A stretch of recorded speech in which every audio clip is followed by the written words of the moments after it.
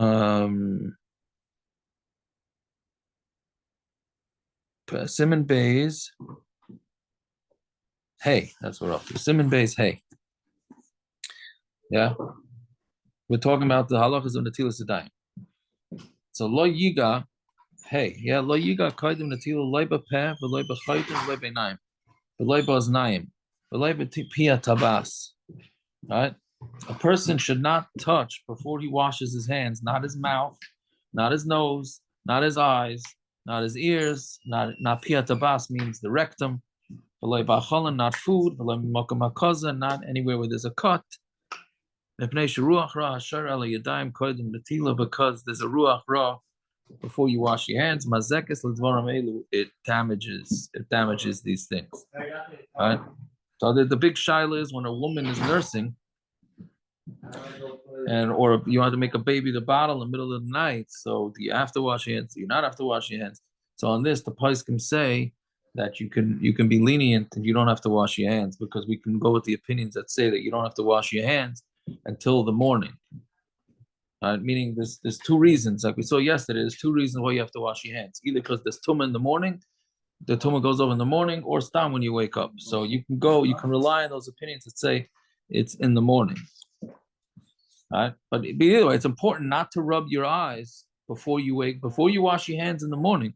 It's important not to rub your eyes. And I just wonder if sometimes people get conjunctivitis, these type of things.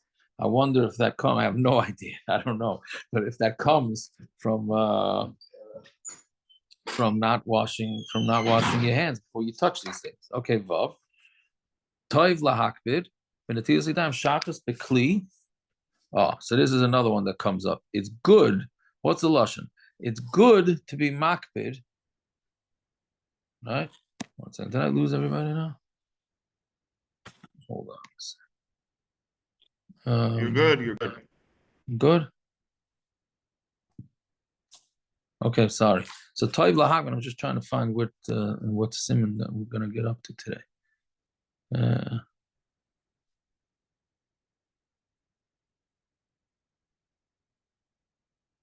What do we do today?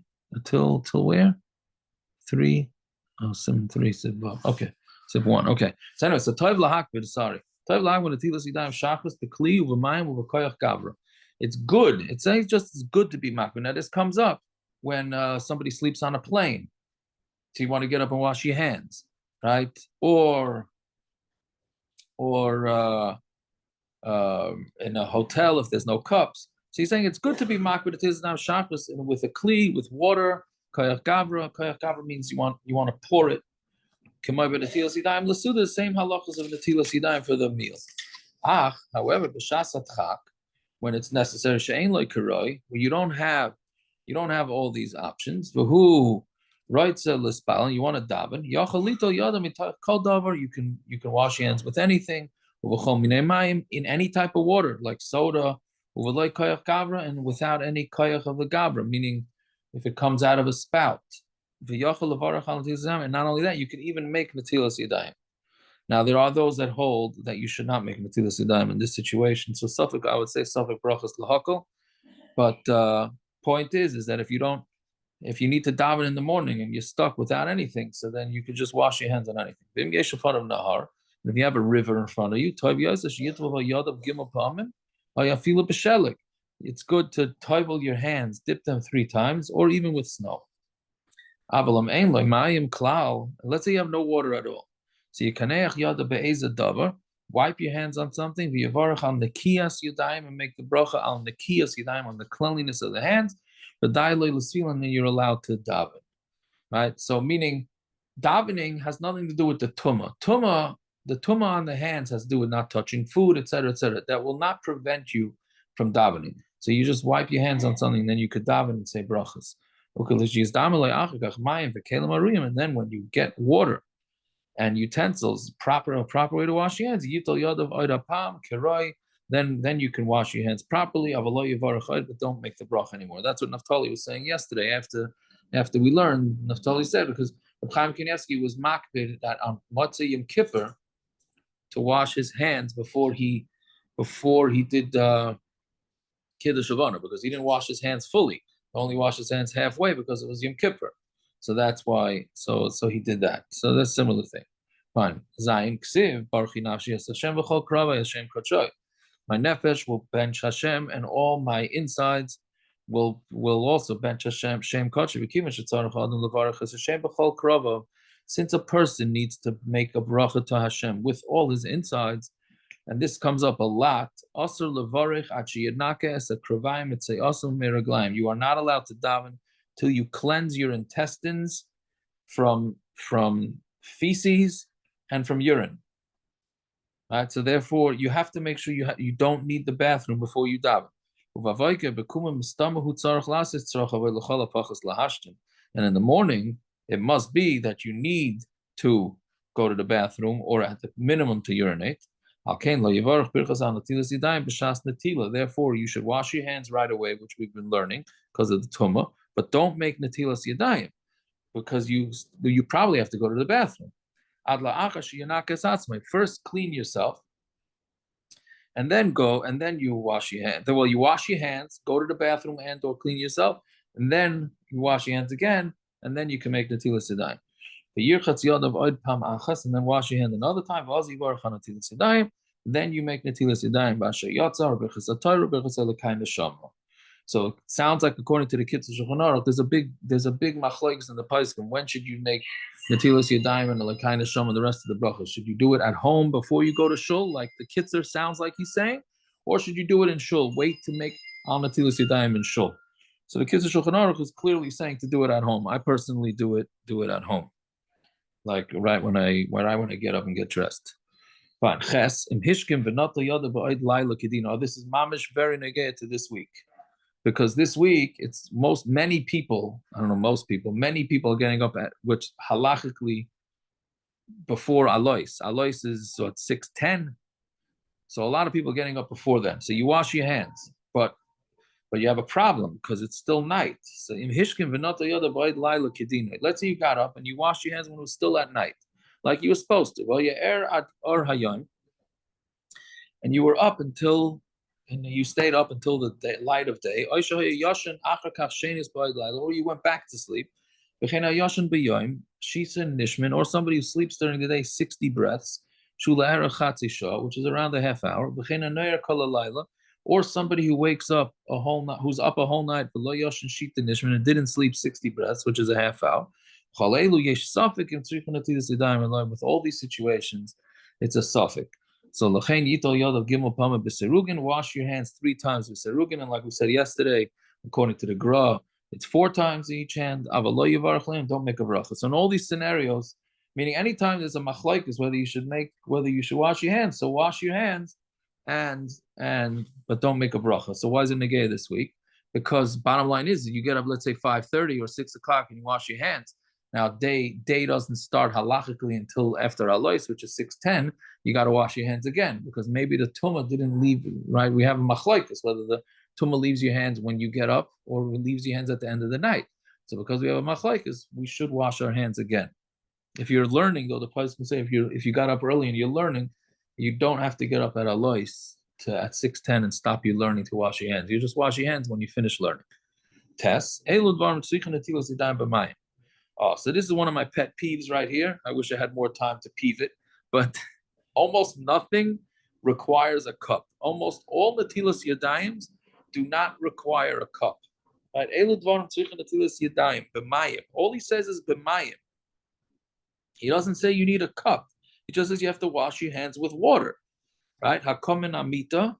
If you get up from the bed, meaning when you wake up in the morning, that one we already saw that you need a cup for.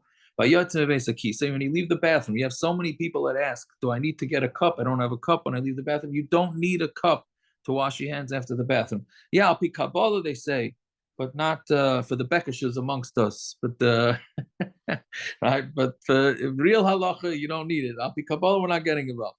We base on merchats when you finish taking a shower, which a lot of people ask, like, well, I don't understand why I have to wash my hands after I took a shower. I mean, if my hands are not clean, then what is clean? Right? Okay.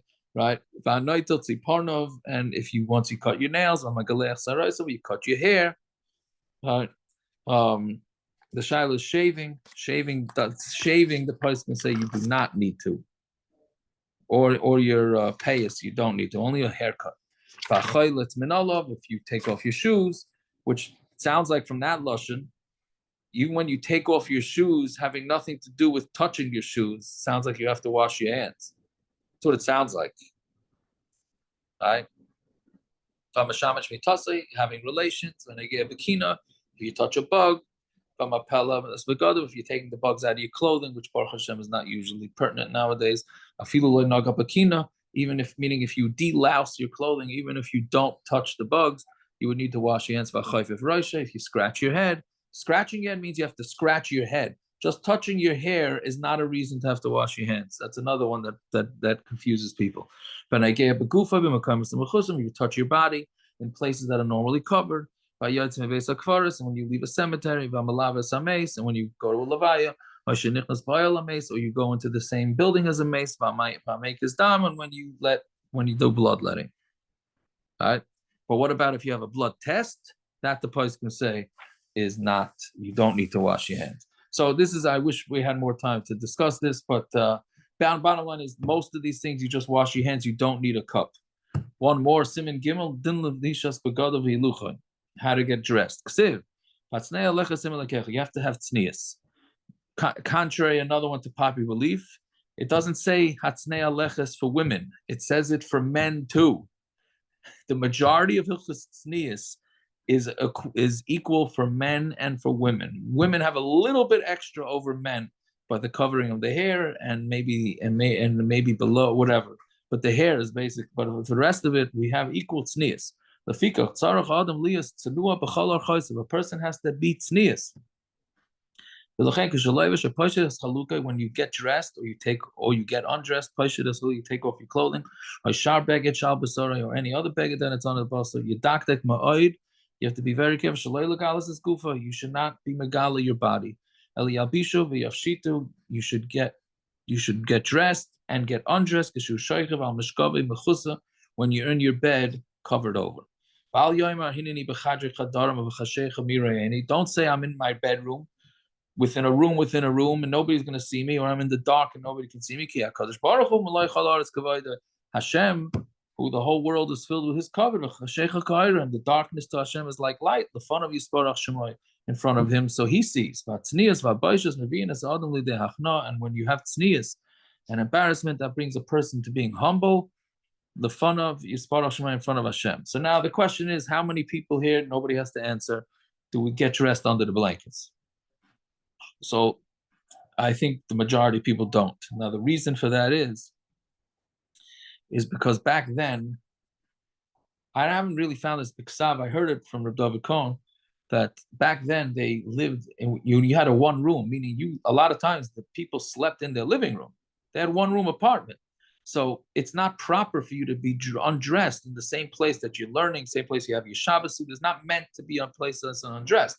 In a bathroom, that's miyuchid for being undressed. Same thing as a mikveh, right? In a mikveh, you don't have to walk around with a robe, and a pool, because that's meant for that. So it's not considered a lack of tznius. So in our bedrooms that are pretty much miyuchid for being undressed, now that's the justification for not being makpid on this nowadays.